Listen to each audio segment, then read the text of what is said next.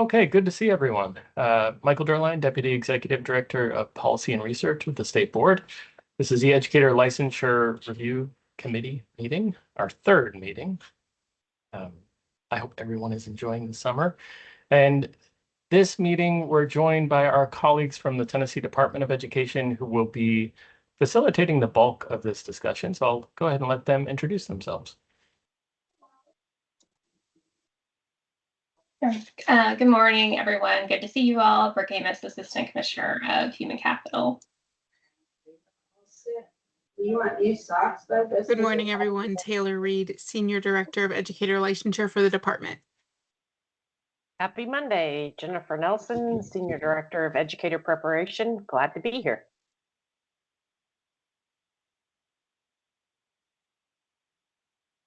So during this meeting, we'll start by providing an overview of recent changes to rule and policy based on discussions from this committee. I would imagine most folks are fairly familiar with the changes that were made by the board over the last few months, but we wanted to make sure we were all on the same page.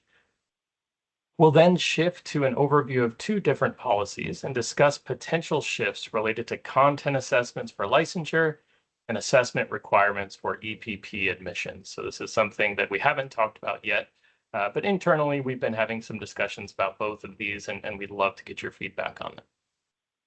And then lastly, we'll open the floor for additional topics that you all may want to bring to us, and we'll discuss next steps.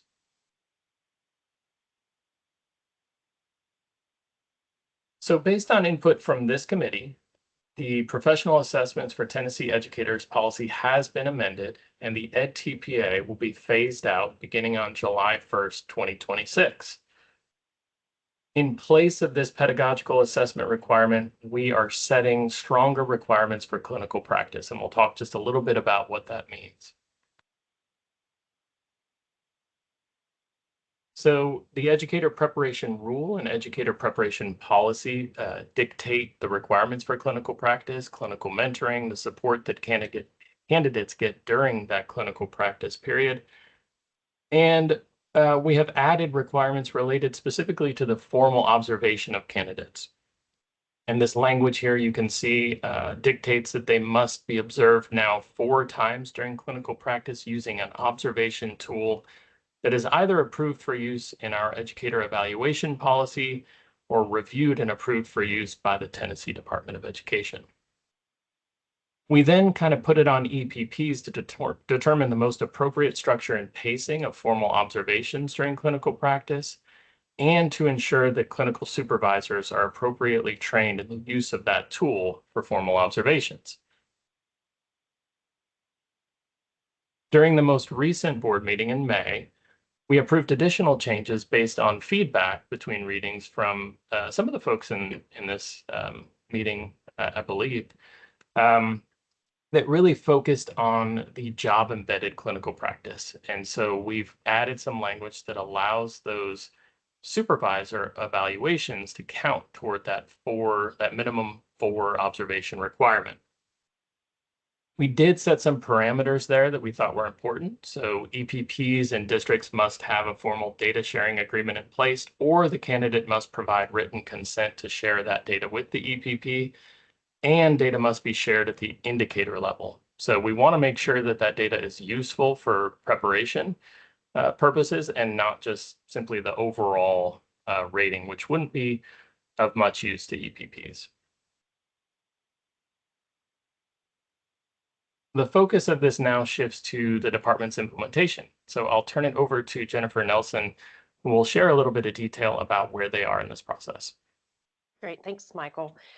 Yes, so we know that EPPs will want to implement this as soon as possible. So we were ready upon the board's approval. So we hosted a webinar on June 17th to go over getting the observation model approved by the department, and we set some deadlines. And July 1st opens the window for submissions. I know some EPPs, they already have the the observation document, and they are planning on submitting it this week. So it is ready to go, even if EPPs wanted to submit it early. So July 1st through September 1st, we will be reviewing and providing notification within 60 days of submission. Our goal is to get it back to the EPP before that 60 days. And then September 1st, we have a deadline for all initial requests. And we want all EPPs to submit a request by this date. We do know that some EPPs are in the process of switching observation models. And so we do understand that there will be some initial second requests at a later date, and that's fine. We will work with EPPs on that. So really wanted to keep the EPPs in mind and get this out and turn back over to them as soon as possible. Thanks, Jennifer. I'll pause right here for any questions, thoughts on these recent policy changes. I didn't say this already, I just want to thank everyone here for the work you all did over the first two meetings that we had and in between, just to provide us feedback on these policy shifts. I know the board feels confident about them. It doesn't feel like we're simply removing a rigorous assessment and not adding something in its place. So I wanted to share that. But any thoughts or questions or anything you'd like to share? I can also say from an EPP standpoint, even one who advocated for FTPA, 15, 17 years ago and wrote a handbook, fast forward, being on the other side, seeing it lost a lot of its utility, its functionality, and really its meaningfulness. And there's kind of more return to, a new pedagogical assessment based on, the evaluation framework by the state, I think will bring a lot more of that, just that authenticity to it, and provide a lot of that meaningful feedback to the candidates on their preparation journey. Even the job embedded who we're kind of sharing and still working in that space, as well as I think as an EPP and our continuous improvement model, and really doing something this year that's meaningful and authentic, and even just knowing that the next year will even be stronger. So I do thank the board and then the department, especially the department, thinking about us during the summertime and really assisting us with the review process. So nothing but thank you. Hey, Michael, I'd also like to thank you guys for the consideration for the job embedded and allowing district evaluations. We do some of both, but we have a large population of job embedded, and that's going to be very helpful to what we're trying to accomplish also. So thanks for that. Mm-hmm. I will say I've been here for several rollouts over the years, and I think this one is probably the most intentional and makes the most sense in terms of the timeline and the webinar and the placement. So I just want to say thank you and kudos to everyone who's been involved in the organization of this. I think it's going to go very well in terms of having a success rate for the EPP and the candidates involved.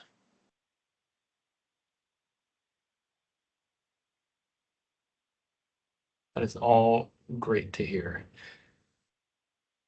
Okay, let's shift gears a little bit, and we will now turn it over to Taylor Reed to facilitate a discussion about content assessments and additional pathways that we could take in this space. So, Taylor. Perfect. Good morning, everyone. I hope everyone's having a great Monday morning. So wanted to talk through, like Michael said, just kind of where we are foundationally with assessments. And then once we go through that, then we'll go through a few options. So we have assessments are found in both licensure policies. So we'll start here on the left-hand side of the screen. And the titles of the policies are the direct links to the latest approved versions of those policies. So just a note, if you pass these materials along to a colleague, they are subject to change, but these are the current approved versions. So in Educator Licensure Policy 5502, these outlines the requirements to obtain, maintain, and reactivate an educator license, which includes applicable content assessments. As we know, there have been changes over the years when a content assessment is necessary and when it may be waived or no longer needed, such as a major in content or something like that. And then it also outlines the requirements for endorsements and the pathways to add endorsements. There are many. I believe we are up to 7 or 8 now, which some of those pathways do include content assessments too. And then we have the assessment policy itself, as Michael mentioned earlier, the professional assessments for Tennessee educators policy, that's policy 5.105. And that outlines the general assessment requirements, including content assessment, pedagogical assessments, and then the foundational literacy assessments. Includes the assessment equivalencies, or that I talked about earlier, like the major and the content. And then it defines the assessment timelines based on the type of license. So as we know, someone, depending on a candidate's preparation pathway, whether it's job embedded, that's going to look a little bit different than student teaching or internship, especially for those pedagogical assessments where required, and the foundational literacy assessments as well. So that's kind of grounding us of where we are in policy with assessments. And then our current landscape in Tennessee, we have a few major assessment vendors. Many of you know, and I apologize, you might hear a small furry friend in the background who's begging for my attention, but hopefully Teams is blocking that out well. We have ETS, who is the vendor for our Praxis assessments. And those are the majority of the content assessments that we have in Tennessee's portfolio, if you will. We also have Pearson, who has not only the EdTPA, but the National Evaluation Series for content assessments. And then for our foreign languages, we use the ALTA program, as well as there's a few Praxis options there as well. We utilize cut scores for assessments. Those are cut scores that are recommended by the vendor when they go through their kind of assessment design. They call it a multi-technical document. There's a very fancy name for it, but it'll set the recommended score, and that's what Tennessee typically adopts. And then we do not accept other states' assessments in lieu of our required assessments. So even if a candidate is coming to us from another state, we do not accept, let's say, like the Georgia, I believe they have like the GACE assessments. We do not accept those in lieu of. All right, so moving on to our opportunities. I guess first, before we go to our opportunities, I'll pause and if there are any questions on where we are as far as the landscape, anything in policy.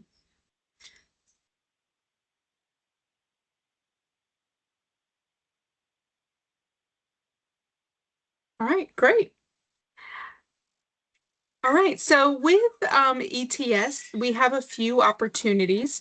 One with the assessment scores themselves. We have a couple of options. We could, of course, maintain the cut scores, or there are some states, notably Kentucky. I know around us, just thinking of our border states, Kentucky comes to mind first for me. They actually have adopted a standard error of measure when they're looking at their scores. And so for candidates who fall within a certain threshold, that score becomes a passing score. And then Praxis or ETS has also rolled out what they call the Praxis Bridge. And that is information that was included on the kind of pre-work email. And so Praxis Bridge is basically a professional development style opportunity for educators to be able to demonstrate what they know in areas that they may not have achieved a qualifying cut score. And so overall, that score is not a qualifying or passing score on the assessment. I will say Praxis Bridge is a new opportunity and program currently being rolled out by the company. So it's in its early implementation phase. It is not available for all titles. And with I would say with all of these opportunities, there's going to be some um, operational things to think through. So I'll give you an example here for Praxis Bridge. Currently, the company is not providing updated score reports for candidates who take advantage of this opportunity where available. So in order for a candidate to take advantage of Praxis Bridge, a state has to adopt it or go through their policies or however they may adopt a new assessment. And so with that, candidates are then able to access that material, take that opportunity, but they are not provided a new score report because the actual score on the assessment itself does not change. It's kind of like an adding on or an addendum to, if you will. And so immediately for me, I think in our processing team, what that's going to look like. And that would mean that now candidates are provided some kind of documentation that shows like you have completed this, and therefore you have shown mastery in this area. And then there's a bit of connecting the dots, if you will, and kind of putting the puzzle pieces together. And so that's going to require quite a bit of training for all stakeholder groups, TDOE side included. And then, of course, it's going to have implications on processing. One, with processing time, and then two, ensuring that the right information gets to the right space, and that educators are providing us the documentation that would be required. I should also note that currently Tennessee does not accept score reports directly from educators, and that's actually outlined in policy. And that is just, to ensure that the vendor is able to get us the score appropriately. And so this would be a change, possibly, not only a change in the assessment policy itself, but also in licensure policy and just looking how those scores are sent. So that is the two major opportunities that we know of with ETS. I'll pause here if there are any questions before we move on. So, and you may or may not know this, do you have resources or data from Kentucky or other states who are implementing these opportunities to show the impact? We don't have anything so far from Kentucky. Kentucky's been doing this coming up on just a year, or potentially just over a year. So I believe they probably have some sort of internal data, but as far as external that lives anywhere, I don't have any knowledge of that. It's definitely something I can connect with our colleagues in Kentucky and see how it might be impacting. And as well as we can discuss with ETS, our representative there, to see if there's other states who may be going with a similar process that may have been doing a little bit longer and or have some publicly available data. I just wanted to thank you, Taylor, for looking into this. I mean, obviously, I think it requires some additional investigation, but generally, as a fan of multiple measures, especially when somebody falls in what is thought of as standard error, and being able to demonstrate that mastery in other ways that to be determined, I think it really makes sense. When we think about, in today's context, I don't know, I mean, what been here for 20 years, in early days, we're like, okay, maybe 10 didn't pass the test. Well, 10 not passing the test is 300 Tennessee kids that are, might be impacted without an effective educator. And I think having those other multiple measures that still demonstrate that strong accountability that you're investigating is a good pathway forward. And yeah, it's new. I think a lot of us are looking at Colorado and Kentucky and some of the other states around the nation that are adopting this, or even adopting. I think Pearson has like a flex option too, and what that might even kind of look like. Absolutely.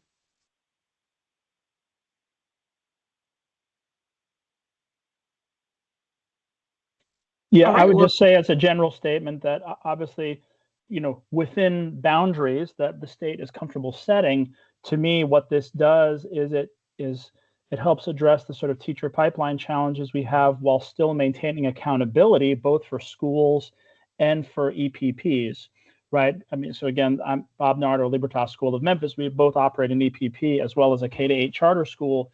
And so, I think we need to maintain strong standards in the state. And I think the moves that have been made are really good ones, but this will allow us to bring non-traditional candidates into the teaching force who can do a great job for kids, for whom that initial testing bump might be just, a little bit of an obstacle, but instead of, repeated testing and the time and expense involved with that, the learning module that will actually hone those skills. And then ultimately we're still accountable as an EPP and then as an LEA for their performance, right? So, I mean, I think that this is a very reasonable move. Thanks for looking into it.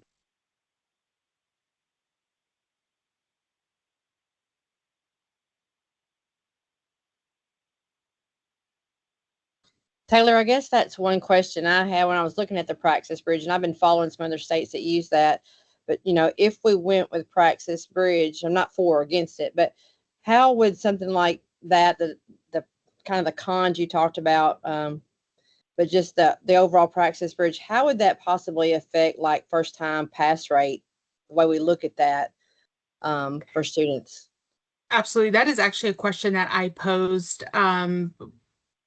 I've been a part of kind of a Praxis advisory volunteer group that looks at some of these opportunities and what's out there. And that is something that I don't have the exact answer for us yet. Right. And I think part of it is just because this is so new, and considering that educators do not receive a new score on the assessment. What I gathered is that it's, it's not quite as clear cut in that area. And so I think this is a bit of investigation that the vendor themselves are doing. And of course, if we were, the point of today, of course, is to put opportunities and ideas in front of you all, and then for us to go back to the drawing board and meet with our representatives and say, okay, what does this look like in action? Now that we've got a bit of stakeholder engagement behind it, what does this mean? Because, I can, of course, talk about the licensure processing side all day long, but, too, that was a question that I brought up about first-time pass rates, a report card. What does all that look like, especially when that candidate's not issued a new score? Thank you. I just wanted to mention, I didn't expect you to answer, but I think that definitely is considered for consideration. So thank you. Absolutely. Just kind of a quick off the cuff thought there, though we could potentially, but I want to be thoughtful about kind of the perception of this. We could potentially say, here's the first time pass rate, and then there's a segment of the population that required the bridge program. Is that fair to kind of view it that way, with the goal being have fewer candidates need it? Well, right now, isn't it, as long as they pass, well, not first, as far as an overall pass rate, not just first time, but overall pass rate, as long as they for passing 2 attempts, Mm-hmm. for, I know we're not going to have HEPA anymore, but that was always a big deal for EPPs, as long as they pass in 2 attempts, that was considered a pass. And I just thought, just throw that out there, consider what would that look like? Yeah. If we're going to let them bridge, are they going to have some kind of a, if they do this and the bridge, okay, well, it'll consider first time pass, or is it going to throw them right into a second attempt, It's a good question. Yep.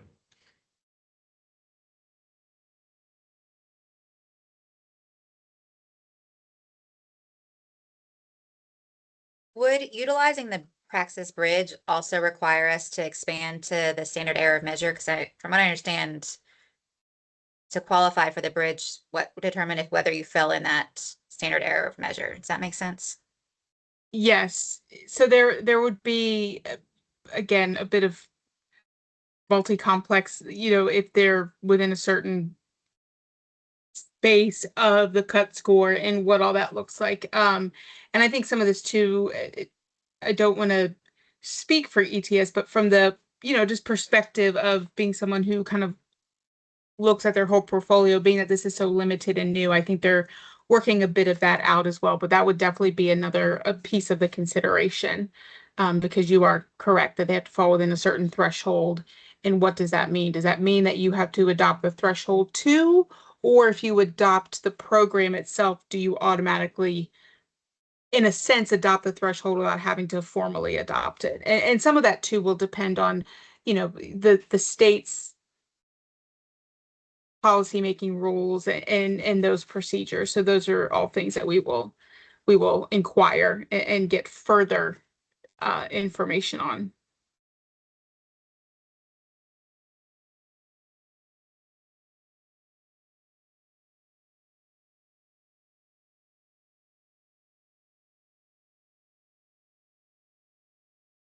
All right.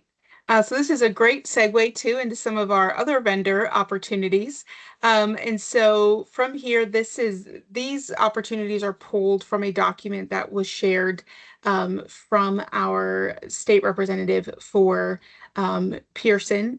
And so there are, of course, there was not a one pager, if you will, that outlined these opportunities just because it came to me in a memo, but we did pull them here.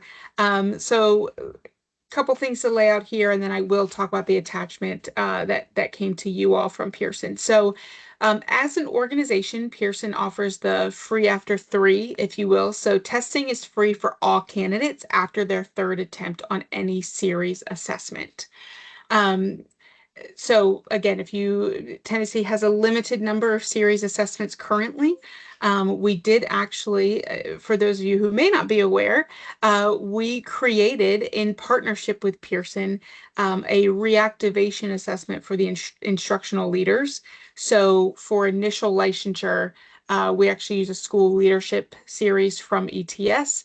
And that can also be used for reactivation, but there is another opportunity with Pearson in the evaluation series. So we've had a bit of uptick on the taking advantage of that opportunity as far as, reactivating that license. So we're seeing some promising results there.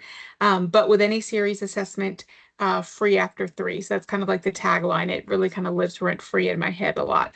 There's also the Pearson Flex. So this is an innovative assessment method. This was something that was brought to our attention just in, just kind of passing in conversation. So if they did not meet a passing score, they can basically produce almost like a portfolio of original work, and they submit that to demonstrate their knowledge. It is then scored by what you would call like an expert reviewer.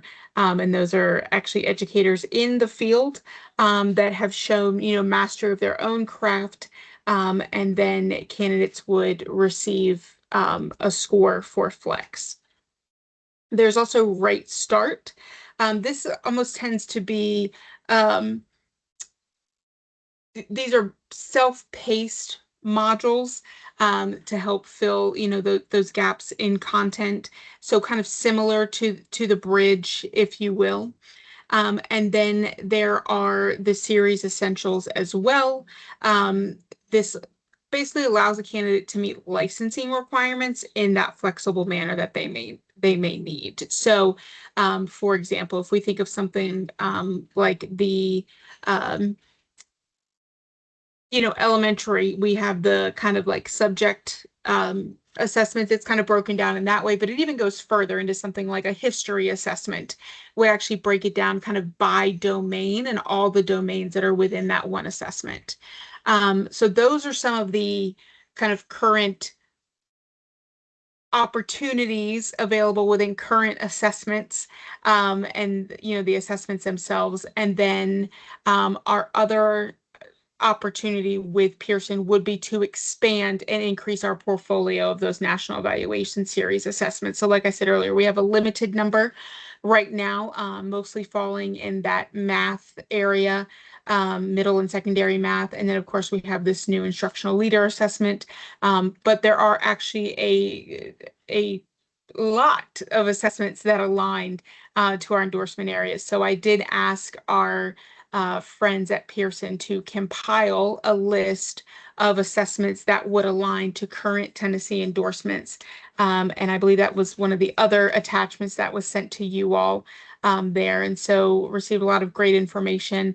They do have a little bit bit of a different price point than some of the ETS assessments. And so that was information that was included. And, none of the price points are astronomical, but when you're talking to a candidate, I'll raise my hand here, who had to take 5 assessments um, for elementary, the price point difference of $30 can add up. It becomes the cost of an assessment, essentially. So that is something to also take into consideration as well. And again, those are aligned to current Tennessee endorsements. Some of the labels on that chart that you all may have seen where, mentioned a savings, or maybe it was a neutral savings, if you will, just because there's not an aligned ETS assessment exactly that fits within the same scope as Pearson. So similar, just flags, if you will, here, in that, some of these will have, processing implications. We'll have to think about the same thing with, the EPP report card. So very similar in the implications on both. Obviously, the increasing the portfolio and adopting that portfolio, that would be a policy change. And then on the the processing side, we would just work with our licensing platform vendor to ensure that we note that we accept these assessments, so that they get that little green check mark next to them there. So I will pause here to take questions on these opportunities from Pearson. Taylor, can I ask a clarifying Sure. question? So some of these, well, I guess my question is, are you envisioning, and does Pearson envision, that these are all programs or pathways to licensure? Or are there also some opportunities here where some of these programs could be used to supplement or support a candidate in meeting the minimum assessment? You see what I'm saying? So like, Yeah, absolutely. the Flex Absolutely. and Right Start program, I could see it, especially because of some of those implementation challenges, I could see those being used as more support tools, not necessarily a licensure policy change, but I could also see it the other way. So what are you thinking about that, and how does Pearson view that? From our conversations with Pearson, they really seem to be open, to what states are open to. I think, to your point, Michael, they're kind of leaning towards that piece of like, it could be more of like that gap filling, preparing that candidate.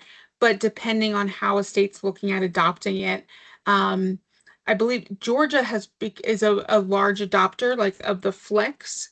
And so I think they're actually using it for kind of both manners. But I also know they're in a bit of a different situation because they have the GACE assessments too. So there's just a lot at play there. And so, yeah, I really think it's kind of both. And really the door is open to how it could be used, from their perspective, at least.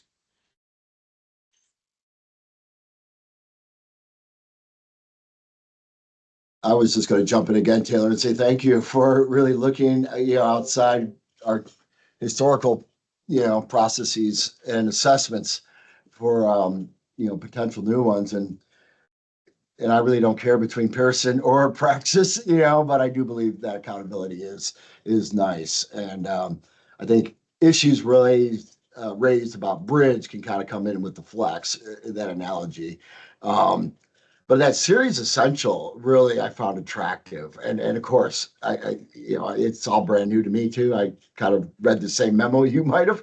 And I look at it just trying to sit on a computer and take a 2-hour exam, versus it being broken down and being chunked a little bit more. And from an EPP perspective, I can try to line my courses to deal with the different domains a little bit more intentionally, versus, hey, we're done with the fall term, go take them all, versus, hey, these courses address this, and now I want you to take these particular modules.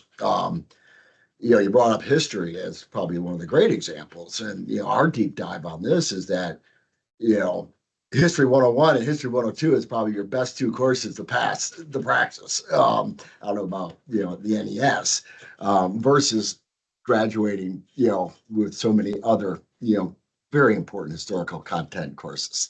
But specifically, I wanted to not only really look at the essentials closer, but I think ag ed, might be a real, benefit to NES. Now, of course, I still want to argue for a degree and a bolded major, but it seems like they offer it more often than what Praxis is currently doing. Praxis, I think, is what, twice a year, and it takes them about 6 months to turn it around. And, that is one program. While I know, may not be the biggest producer compared to an elementary, but it's been really growing in our little neck of the woods. And considering how rural we are and the strong group of 4-H's around the counties of Tennessee, that would be something I'd be really like to learn more about, and having those other options, available for those high need but small enrollment endorsement courses. Yeah, that's a great point about the availability of assessments. That's actually something that we hear a lot about, comes to our general inbox. And so I've been working with our state representative. We don't hear about it so much with NES. And I think that's just given the limited number of assessments that we currently have with them. But, with ETS, it's a conversation that we have a lot. And so there's a couple things at play there, especially when there's like a newer assessment. And to me, this seems a little backwards, but I'm not a psychometrician by any means. So I just say, okay, you all are the experts. I understand. When there's a newer assessment, they tend to not offer 100 issuances or 100 instances where it can be taken, so they can really measure the reliability and viability of that assessment. And then again, that's with their psychometricians and all that, they take care of all that piece. But then it's also on the testing center, can choose how often that assessment is going to be rolled out within that testing center itself.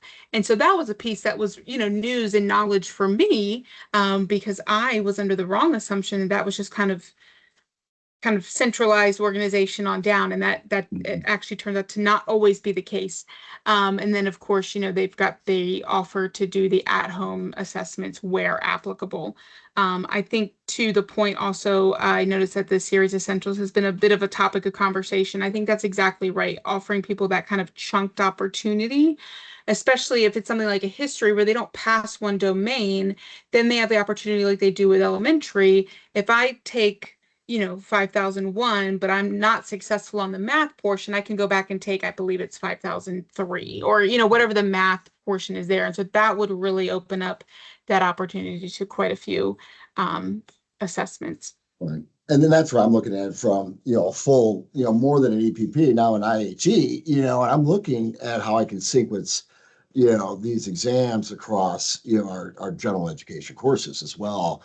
Our good friends in arts and science, for example, and that kind of alignment could be much better to take it their freshman year or first year, let me say, versus waiting till, the day before they get hired. And I know you might not be a psychometrician, but I really do want to say tip of the hat. I remember once upon a time, it would take months to process, and now you're doing it within hours. And just keep focusing on that. That makes all the kids happy. Thank you. Taylor, I'm sorry. No, you go ahead. Okay. I just had a couple of thoughts on this. UT Martin, our math candidates have had great success with the NES option. I like the opportunity for students to have different options. I think that would be great. I noticed, and we talked about the at-home testing. I don't know about other institutions, but our candidates have had an enormous amount of issues with ETS at-home testing, costing them and us really thousands of dollars from losing vouchers they've been provided and different kinds of things. And that's been very upsetting to us. And we are somewhat limited here on campus with opportunities for testing with the number of students that we have. And we're working on some of those things. But I'm just curious, and that's not for you to find out necessarily, but just wonder, have you heard anything about their at-home testing and how successful it is as far as their implementation? That is typically goes hand in hand with the conversation about the availability of the assessments at the testing centers. And so we've heard a few things there. We've troubleshooted where we can, and in fact, we've tried to put some kind of guidance or bullet points in place, if you will, some notes about, here are some things that can help you be successful. But you're right, we hear of a lot of issues, and it comes, down to the bandwidth and the broadband, and then, the candidates may be contacting support and they may not be getting the support they need from support, or they don't feel as though they're doing that. And then there's some messages that are lost. And then ultimately, the candidate walks away and isn't able to log back into the assessment. And then there's the 30 days. And then there's, now I've got this opportunity that I've paid for, and now my money has been, essentially lost, if you will, or they can't, and so, yes, I hear you all. Please know that I, empathize, because we hear about it a lot, and it's something that we, continue to bring up. Sometimes I think like my fourth job down the list might be like giving ETS maybe some like pointers, and like how support maybe could talk, and I try to stay in my own lane and say like, hey, we're hearing this from candidates, and in fact I'm seeing this email thread, to the point now that our state representative will actually just send me the chain of the customer service notes and say, yeah, we didn't cover that here, and we've even made some changes to the ETS website, for Tennessee's page specifically, about when a candidate goes to sign up for something, how we accept it, all like that. But absolutely hear you all. Those are very valid concerns and points. And definitely one of the pieces of at-home testing that, while the availability can be convenient, the logistics of it aren't always, in sync.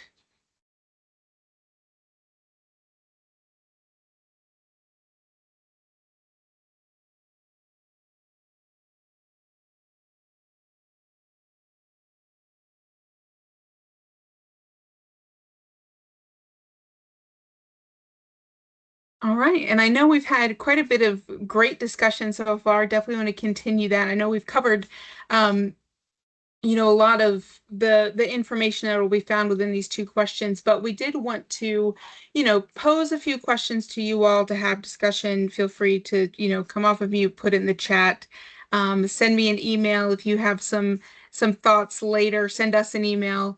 And so really think about two things. One, if we should consider taking any action when it comes to assessments, and then, the consideration of any of that action, changing, expanding, removing, etc. I know that we've mentioned a few here from, the licensure perspective, is just as far as like processing time and ensuring that the logistics are smooth. I do want to just emphasize that should the group decide this could be something that we'd like to pursue, I will ensure, and we will ensure from the TDOE side, that, none of this is rolled out before it's ready to go. Ensuring that, my team has the tools to be successful.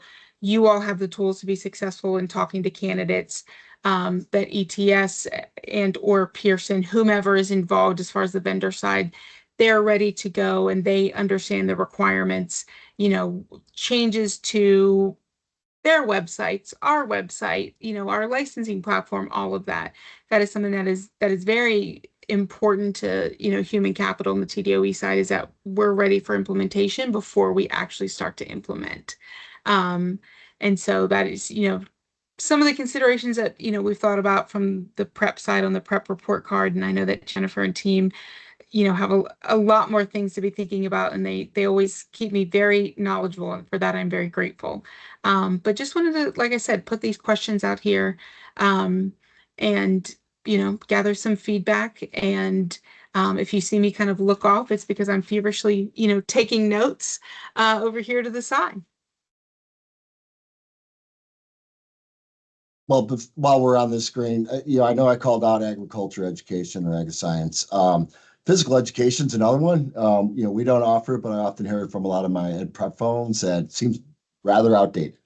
And so maybe another adoption of NES, or maybe motivating ETS or praxis, yeah, might be helpful.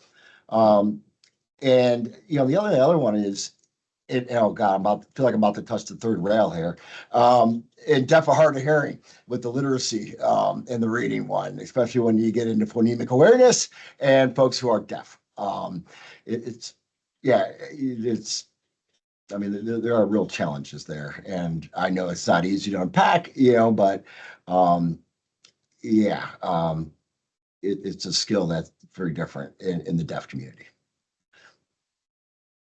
That I know a lot of our folks who are deaf don't do very well in that particular domain.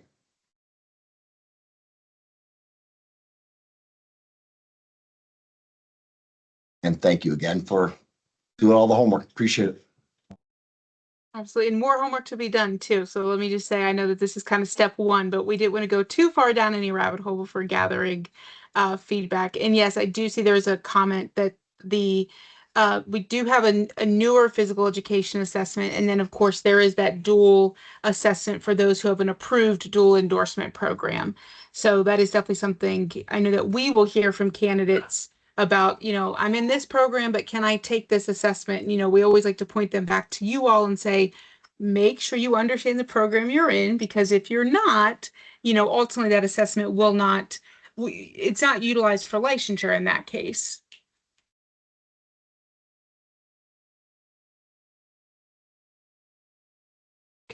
Can I encourage folks to, if you see some sort of low-hanging fruit in these recommendations, to voice that. So personally, just expanding the availability of assessments using NES options to me feels very different than some of these other programs that are newer that may require a little more study.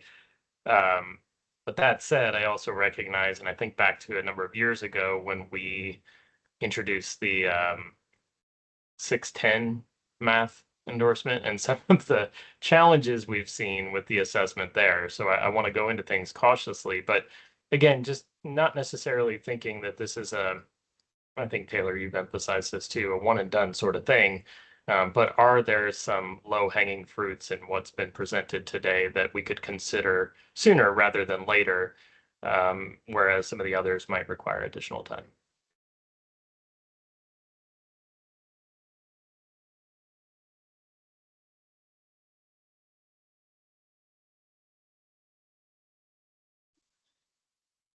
Hey Taylor, I appreciate the work here on this, and I love the options. I particularly the flex option is something that I find to be really interesting. I'm also wondering if it can be this could be combined with like a conversation of like the continuous learning for candidates, because I feel like so much of the conversation is like, yeah, passing, and then like we all know, like when you enter the classroom your first year, like you're constantly learning. And so how do we continue to assess that and that long-term development? And, if you're not passing on those first attempts, or if you're on a permit or something like that, like, is there a way that we could combine this with the way that people are earning PDPs so that like those, some sort of percentage of the PDPs for initial licensure advancement are aligned to content development, so that we can ensure that people who showed these gaps during the assessment process are prioritizing their content development early in their career. That's a great point. So just to kind of think through that a little bit, would you, let's say someone utilizes an option to kind of meet that gap, or maybe it's not even a gap in the initial assessment, it could be a gap that you all identify, as their provider of, hey, we might have some concerns in this area, we just want to kind of bring this awareness. Would we think it would be kind of it could be a both and, if they didn't pass the initial assessment but take advantage, and maybe like they're a candidate, a job embedded candidate that for whatever reason doesn't need that assessment at initial licensure but needs it by renewal, and so they're in that period, but they're also getting that experience towards advancement. Would we see it as a kind of a twofold, using for licensure but then also for those PDPs in licensure? I just want to make sure I captured appropriately. Yeah, that is definitely kind of the direction I was headed, and I don't have it all flushed out. And it's more so just kind of this thought that's bouncing around my head, and I think this is like informed by, I want to say it was Colorado is doing like their portfolio based assessment, kind of encouraged that continuous learning. Absolutely. That's a great point. And I think even in that vein too, candidates who are, successful on the assessment, but maybe took the assessment a while ago, or maybe the assessment is different, being able to have that opportunity to take advantage of, like you said, some continuous learning, and then being able to provide some professional development points there. Definitely an opportunity.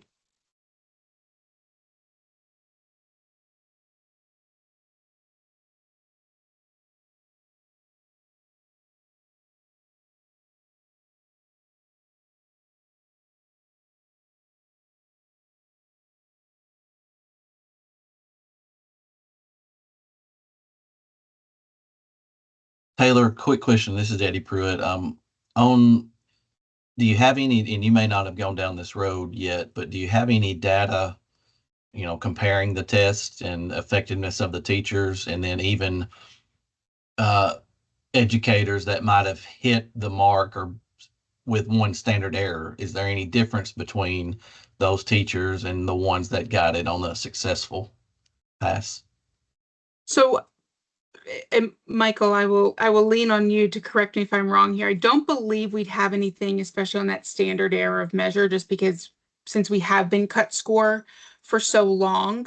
Now there could be some work internally done between, if it were to be a standard error of measure, who would those folks be, and then kind of matching that on the back end. But I do not believe that is an opportunity, at least that I have gone down, and I don't believe that's something that would be included kind of on the prep report card side, just because we have been just cut score, or raw cut score even, for so long. It's a really smart question to ask. I think there are so many factors that go into what makes an effective teacher. This is a piece of it, but it's not necessarily the whole piece. So I do think, we have testing data going back many years. So if we did have some ability to get those, I don't know, Taylor, the background around like when they started developing the SEM pathways, but like how far back would we be able to see this is one or two, you know what I mean? And then we could potentially try and apply it given the data that we have. It's a good question. I think definitely for us, just thinking through like the platform itself, I know we have a good 10 years, and what that looks like more than that, and even some of those earlier years of the platform, we may start to get a little dicey, just because of how that data had to kind of be rolled over into the new platform, but definitely something to consider.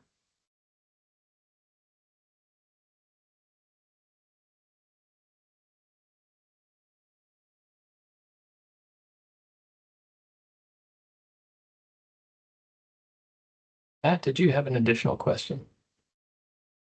Oh, I did not.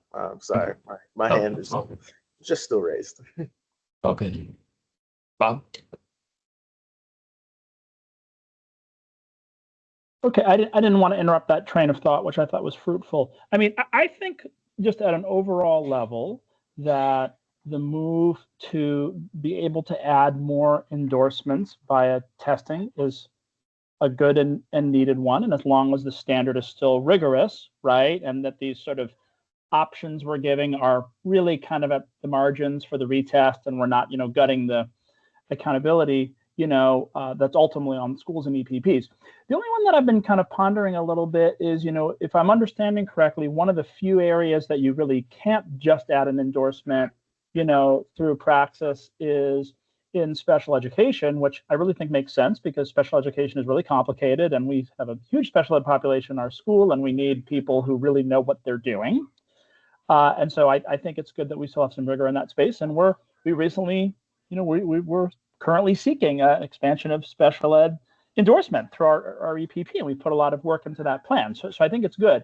I was just wondering, on the whole testing question, is there any other flexibility that could be added here? Maybe this is too small to be worth you guys worrying about, but something I've thought about, what about teachers who have been working in the state in general education positions, but who have been working a lot in special education inclusion, for instance, or co-teaching, right? Would there be a way for some of that professional work to be credited towards the ability to add a special education endorsement in some way, loosely analogously to what we were talking about at the beginning part of the meeting, where if there's sort of a little bit of a shift from focus on EdTPA to a shift towards, clinical practice, it would be sort of in that same spirit. If you have been able to demonstrate a certain level of performance as a general education teacher working in, co-inclusion or co-teaching, could that help in some way, in part, right, towards being able to add a special ed endorsement? It's just a creative way that maybe could help us sort of address that pipeline need a little bit. I don't know if that's realistic or not. I think it's definitely, we can do some more homework there. I would say my initial reaction would just be to ensure that it aligns with IDEA. So last year at the TOS conference, we provided a one-pager to directors that basically outlined what IDEA says, and it's in Part B, Section 34 from the EFCR, which we know does not exist in its part as it did in 2011, but basically IDA defers to that as it was written. And so it's basically states that for those who do not hold special education licensure or an endorsement, there is basically no waiving or shortening of requirements. But to obtain that, there are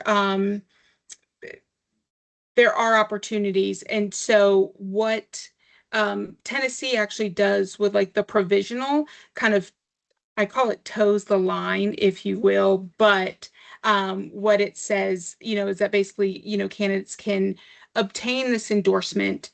They have 3 years to complete the coursework and assessment requirements. They can work in the field and they have to have a mentor. So Bob, I think that's a great, that's a great thought. We'll definitely have to do some more homework there, but we also encourage at the same time, because we get some similar feedback from, different stakeholder groups. We also like to make a plug, if you will, for those provisional endorsements. So, and those are available for general educators who do hold a license. So, I do not hold any special education endorsements currently, but I could take advantage of a provisional endorsement and teach in that area. It's basically, in layman's terms, I call it job embedded for licensed teachers. And so that is something too that I think we can look into that opportunity, but then in the immediate, we do have that provisional pathway.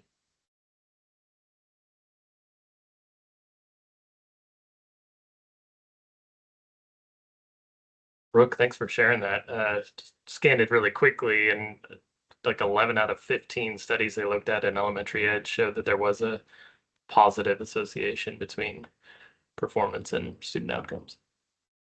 Yeah, Content knowledge matters. it's a wild world out there on predictive validity. If anyone ever wants to nerd out, let me know. And maybe this is a policy check for me, but when we look at add-ons, we do consider, and I thought we were supposed to consider, a teacher's professional and academic prior learning, what they bring to the table.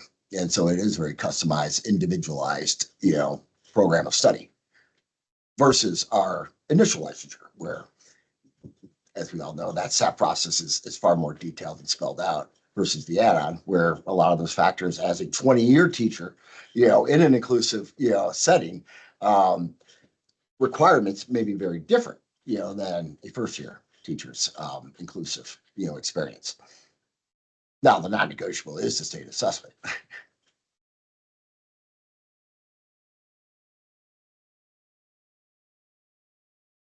Well, I want to make sure we have enough time to talk about our second topic and also open the floor up to some additional discussion.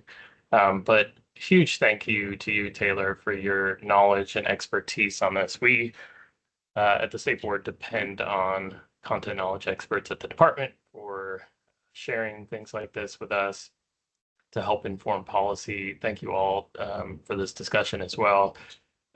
Please continue to ruminate on this and send us feedback on these potential opportunities that we have. And again, thinking about sort of the low-hanging fruit, what are some that you think, if you do agree with, we could potentially enact sooner rather than later, and those that may require a little bit more investigation, discussion, looking to see how other states are approaching it. But any last thoughts on this topic before we shift gears?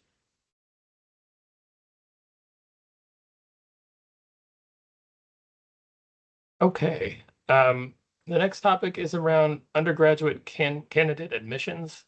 This is one that is probably familiar to many folks on this call. I know I've been engaged in conversations about it for quite a while now. And Jennifer Nelson will spend some time talking about the current requirements and open up the floor to some questions about whether we should consider recommending changes to those requirements. So Jennifer, turn it over to you. Thank you, Michael. So Taylor talked a little bit about exams at the licensure level, and we're going to talk about exams at the entry. And if you don't have one of these handy dandy Tennessee education law books, highly recommend Goodreads in here. But if on this slide, just to summarize what is in code in that nice big book, to summarize it, it's all students seeking admission to an improved teacher training program must submit scores from a standardized test. So that's ACT, SAT, or the Praxis Core, as determined by the state board. And the board can determine what tests are appropriate and rules around those particular tests. So that is currently what is in law as we see it today.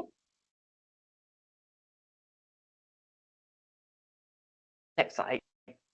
Oh, thanks. So if you look at our Ed Prep Policy 5.504, the board has voted on certain criteria, and that is candidates for admission to a baccalaureate level or a bachelor's undergrads educator preparation program shall meet the following criteria. They have to have a minimum post-secondary grade point average of 2.75 at the time of admissions, or they have to have a qualifying score on the ACT, SAT, or all three subtests of the Praxis Core. And if you look at the bottom box, accepting beginning September 1st, those are the qualifying scores that a student must have a minimum of in order to be recommended into the EPP.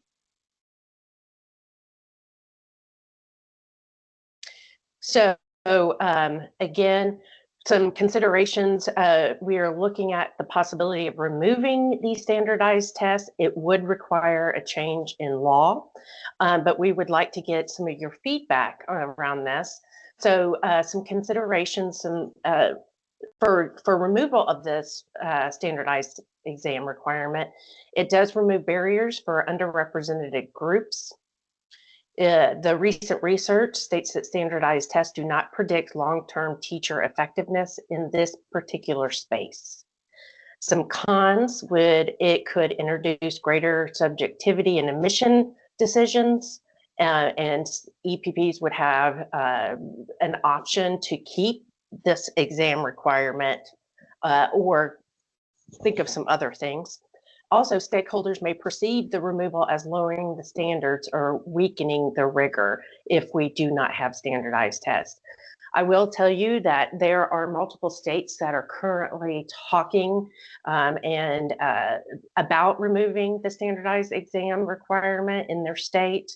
At this time, we haven't found any states that have actually removed it, but there are a lot of considerations, a lot of discussion going on across the different states. So I'm going to open it up to some discussion questions. First of all, do we believe removing this barrier or modifying this requirement? What unintended barriers might arise if we rely heavily on other criteria like GPA or interviews or something else? How can we balance opening access with maintaining high expectations for future educators? And also, how do we communicate this change to stakeholders to avoid the perception of lowering standards? So at this time, I'm just going to open it up. You can answer any of these questions, or if you want to just have a discussion, happy to open it up. I'll start. I think we already pretty much all removed this from the post-bac. So it just kind of aligns across undergrad and post-bac programming. So I think that's a benefit. I don't have a concern with moving towards GPA. We've already pretty much removed interview as an option because when we were told about federal financial aid guidelines, all subjective measures had to be removed to align for CPOS.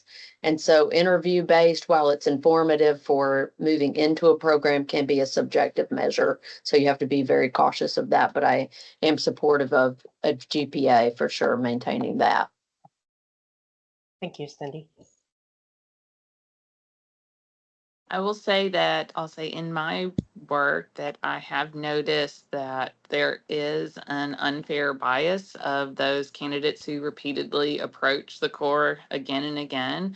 And it tends to be our candidates who are either second language speakers, or they are Black or brown students. So I do see what you're talking about, and this does tend to be a barrier for them more so than our whiter traditional candidates.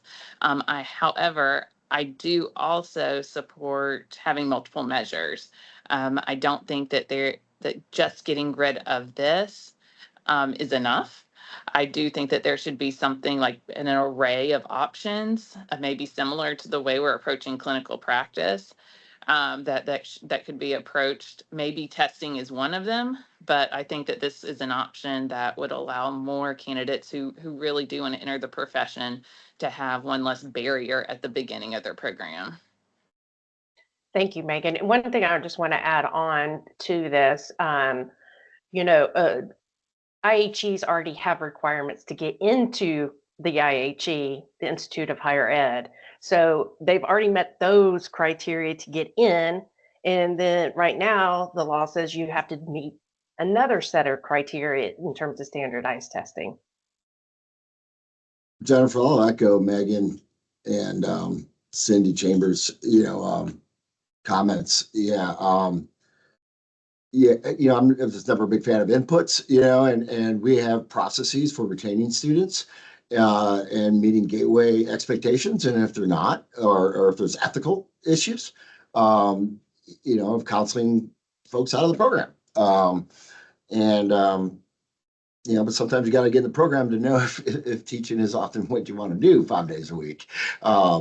So I think our expectations, throughout the program, maintain that high rigor that, the state has, as well as I think all of our individual ed prep programs usually go above the state minimum. So, that's usually there. And, communicating those standards, I think is evident by our, impact report on the, at the end of the day, what our graduates are doing.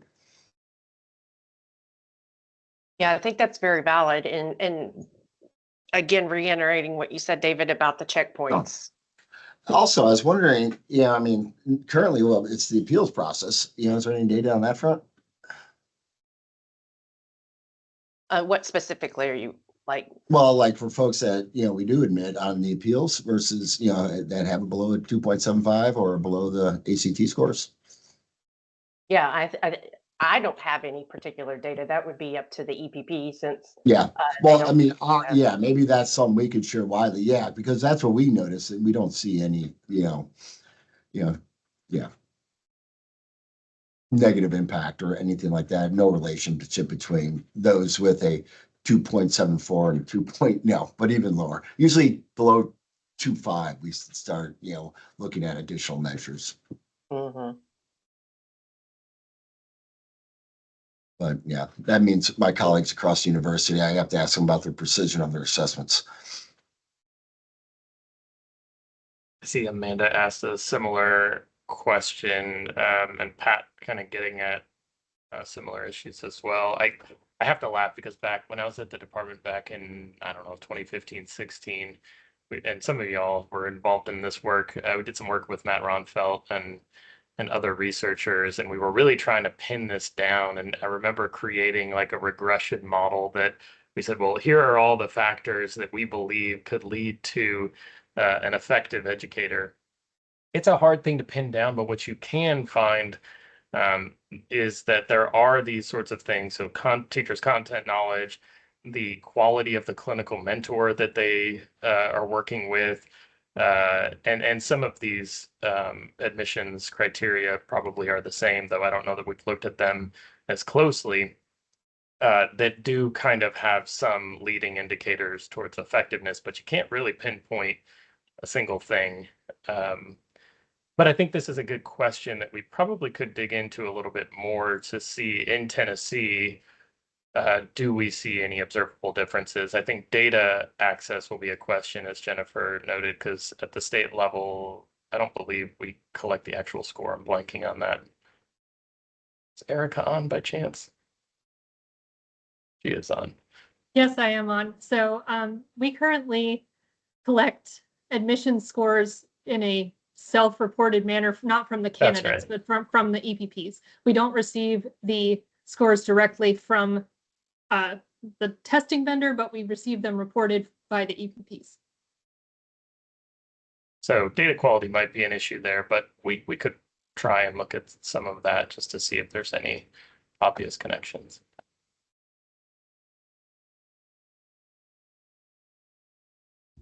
Michael, could I make a comment about this?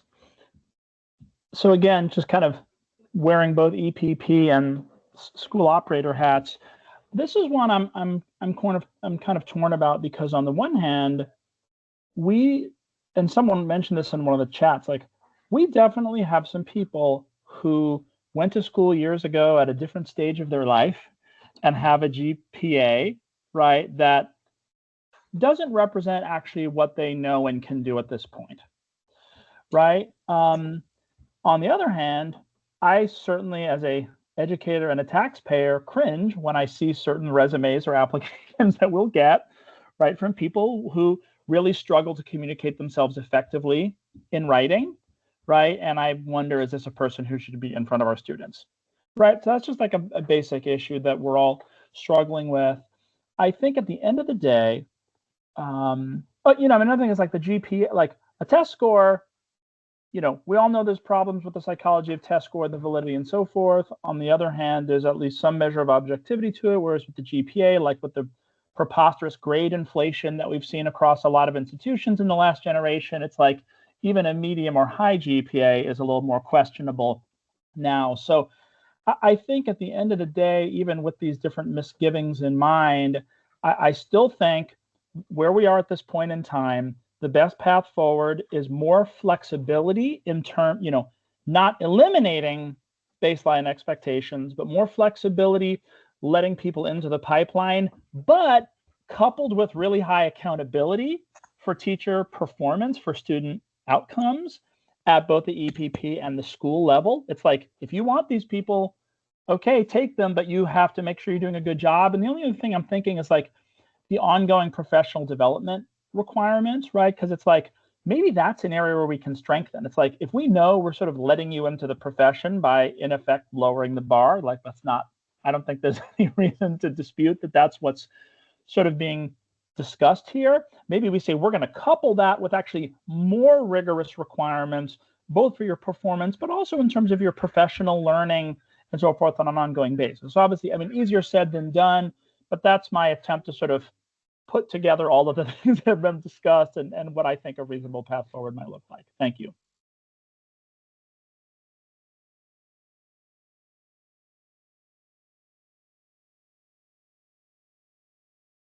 Michael, I'd be curious to hear from some of the other like stakeholders, LEAs on this group and what they think about doing away with the ACT requirement or other testing for this, what their thoughts are. Aaliyah, you had your hand up. Yes, I was just gonna say, and Amanda shared a link to one of the studies related to this that certainly don't want to lower the bar. And to your point, Bob, like I think that would be the wrong approach, but the research shows that your performance in your ed prep program is more highly correlated with positive student outcomes than your performance on one of these admissions criteria tests. And so I'm wondering about, sort of a way to balance the removal of an assessment for admissions requirement with perhaps a higher cohort GPA requirement. Like, to sort of indicate that we do have a high bar of what we expect. We want teachers to be prepared on day one, and taking an evidence-based approach that your GPA within the ed prep is more, it has a positive relationship with your value-added score. So kind of like doubling down or like moving more in that direction. I think too that a question about the appeals and what the performance of candidates are that have been admitted on appeal. I think the appeals landscape is varied, and so if we were to remove the admissions criteria requirement, is there something around the appeals process that could be strengthened and just, a more established framework or, guidance about what is a reasonable appeal, to just ensure that the bars that we have are even actually expected to be met? Yeah, Aaliyah, that's a good point.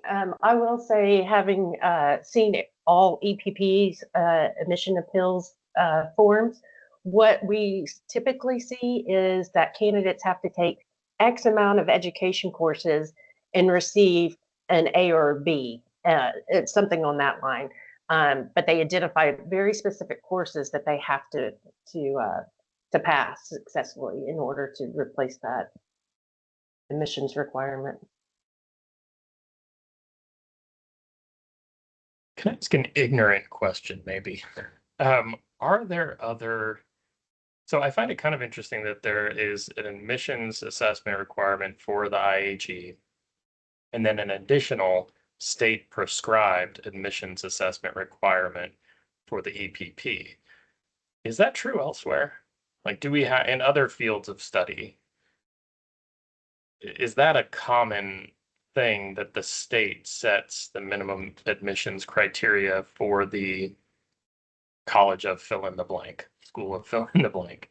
Well, I will say personal experience. My daughter is in nursing, and she didn't have to take an exam to get into nursing school. She had to have, grades and interview and all that kind of stuff. I'm not advocating for anything. I'm just saying, and she's going to try and care for these people without taking an exam.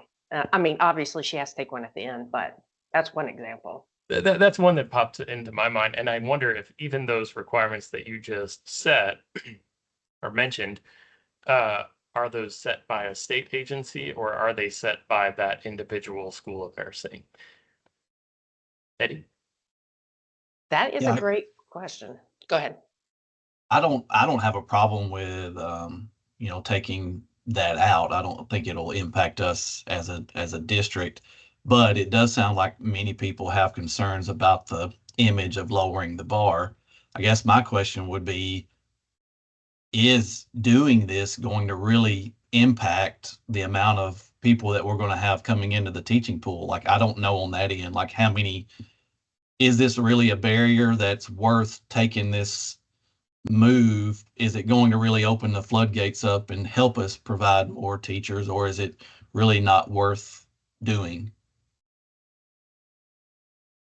I think that's a good question, but I think there is a perception out there that, hey, I'm not a good test taker. I'm not going to get this. I'm just fortunate to get into my, this institution that you might see with first gen. And then, not even,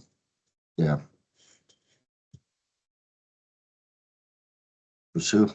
And just adding to that, based on my experience in my previous life, I ran an EPP in a urban district, and there were many times I had students in my office crying and upset because I couldn't get in. We had to tell them no, and that was their life's dream, is to be a teacher. Yeah. And those are similar conversations here, but then I tell them about the appeals process that Michael taught me about.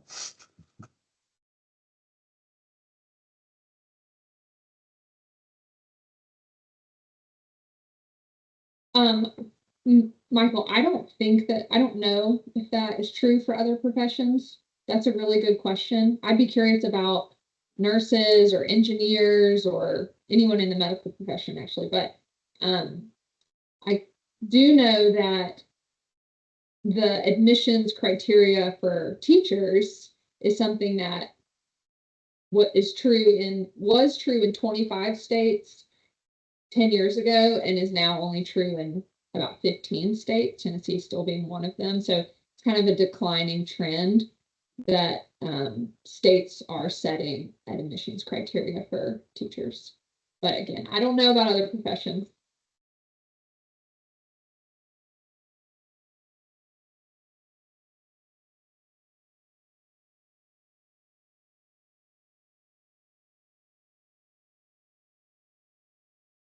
All right, so it seems like with this topic, we're left with some open questions that we could pursue. Jennifer, anything else you're hoping to get out of this discussion? No, I think I got some good things to take back and to consider. What I hear is, if we did something like this, how could we keep the rigor of requirements, and what other requirements can we look at? So thank you everyone for your feedback. I appreciate it. Sorry, can I just add one more thing? There is a study that I can link, or maybe Amanda can help me link it, that showed that more selective criteria actually led to more diversity in the candidate pool. And so I think that it would be potentially interesting to talk to EPPs in Tennessee that have a more diverse candidate pool, to ask them, what are they doing to maintain selectivity and also build a pipeline? I think that those are like how these policies could impact our candidate pool. I know that there's not a requirement, and that part of the Ed Prep report card is changing, but just wanted to mention that there's been some analysis of the effect of that too.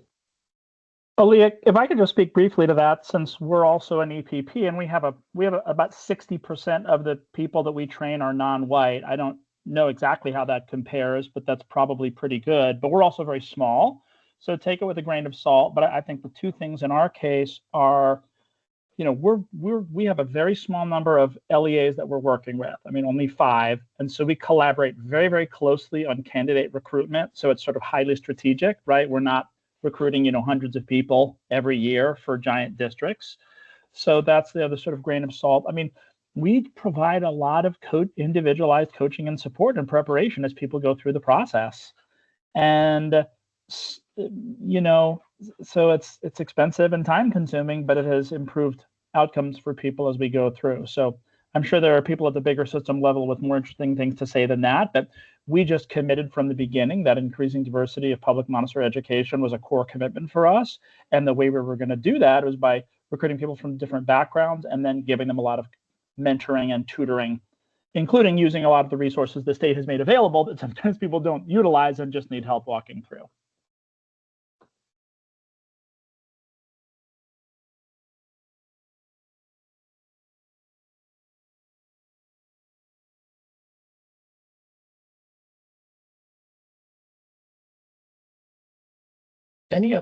This is all really good. I also want to just note that in both of these conversations, there has been mention of being maybe a little more intentional and prescriptive on the professional development requirements. So I have that, like for continued licensure, I have that kind of in the back of my head as something that we hadn't really thought much about, but it's an interesting kind of trade-off or discussion about how can we make sure that we're developing teachers throughout their career and not just focused on the front end. So I appreciate that note. Just wanted to call that out.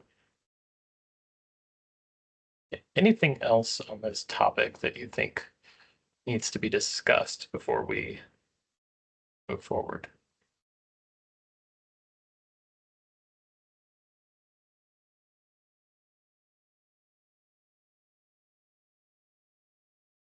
All right. Well, again, Jennifer, thank you so much for facilitating this discussion. I know you've been involved in these conversations for many years, and feel free to continue to send us your thoughts and feedback on this issue. It's a little different than the last one, maybe a little stickier, but I do encourage you to think about kind of the state's role in this and how we can ensure we're getting strong candidates on the front end while not lowering or being perceived as though we're lowering standards.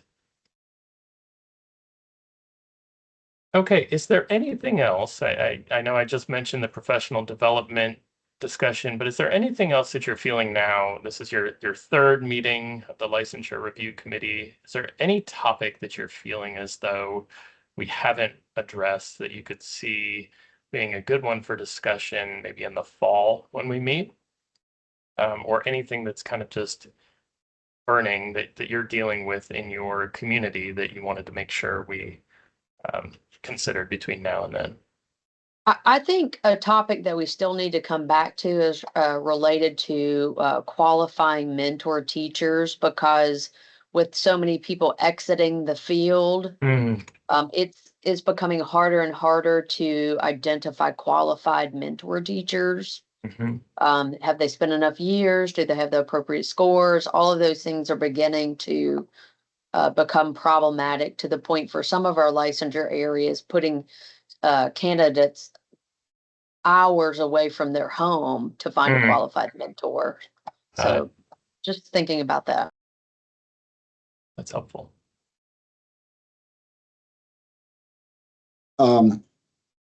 Math endorsements been on our brain a little bit, and wondering if there's even a possibility to explore solutions like in 612 science, how it's broken up by, different content. Is there something there that we might be able to look at geometry and algebra, particular endorsement pathways to help with that particular shortage?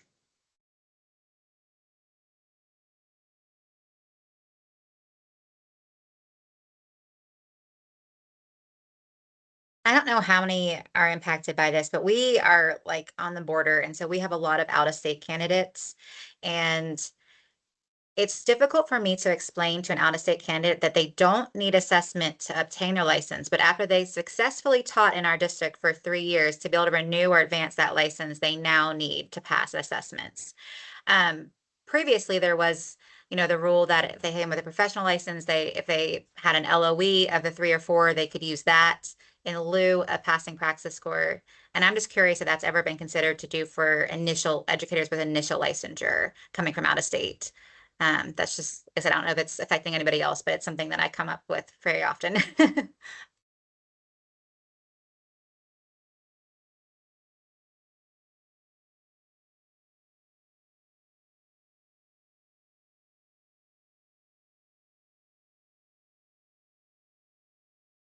Yes, I echo what Cindy just put in the comments. Getting into the nitty-gritty of who's coming into the profession, how they're coming in, and what the requirements are to continue staying in the profession and stay licensed. That's a good one.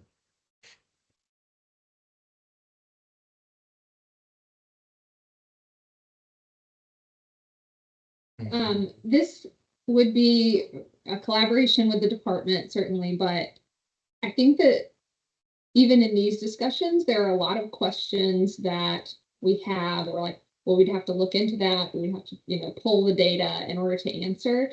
And it just points out to me that there isn't a public report that happens every year that displays like sort of the connection between licensure and effectiveness. There is the Ed Prep report card that you can look at, folks who are within the last 3 years, what, is the impact on, or, what can be attributed to the prep they went through. But in general, like, an understanding of our teacher labor market, we don't have publicly available data. And so maybe something that this group could be helpful to is like figuring out what are the most important research questions. Like we can't, we wouldn't want it to be 100 pages long, but figuring out, what are the things that we wish we knew about our teacher workforce that we could regularly report on, and sort of narrowing to that list of things. Maybe that you've been a teacher in Tennessee, what percentage of our teachers are from out of state, or what's our, sort of spread of effectiveness.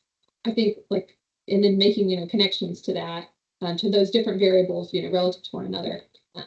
That's just something that I'm noticing whenever we have a policy question, it requires doing some type of data ask, because there isn't like a regular release. I just think maybe this group could figure out what the most important things are that we could have a regular report on.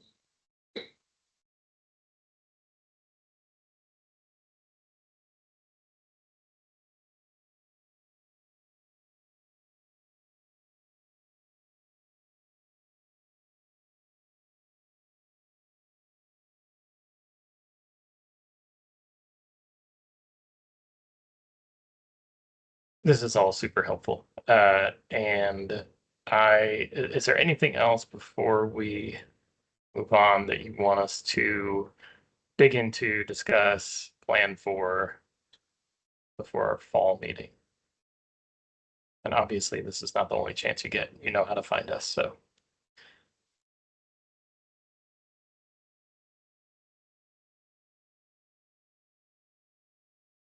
Okay. Great job, team. Thanks for taking all the input and keeping it push this forward in a very thoughtful way.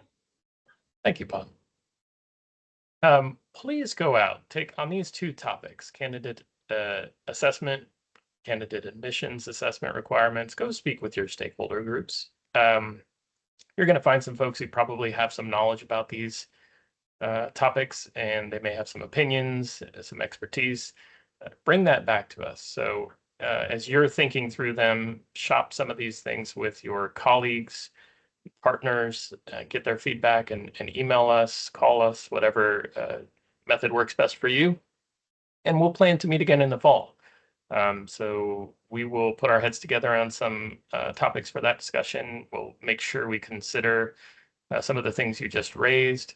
If you haven't noticed, it's kind of interesting. I'm finding our meetings, it started with one really big topic, the EdTPA and clinical practice, and now we're already starting to kind of whittle it down.